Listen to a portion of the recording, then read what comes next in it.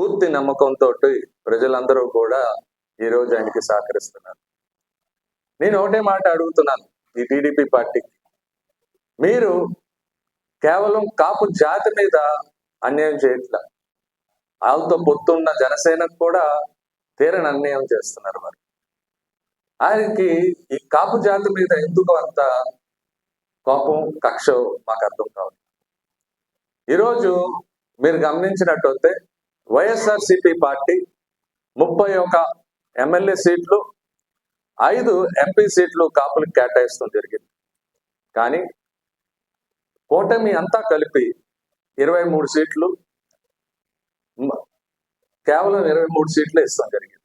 అంటే వైఎస్ఆర్సీపీ పార్టీ 18% సీట్లు మనకు కేటాయిస్తాం జరిగింది. కానీ టీడీపీ పార్టీ మొత్తం కూటమి కలిపి 11.5% మాత్రమే ఇచ్చారు.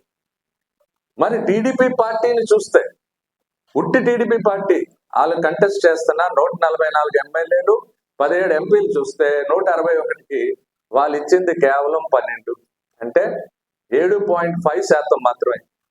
7.5% మాత్రమే ఈరోజు టికెట్లు కాపులకి కేటాయిస్తాం జరిగింది.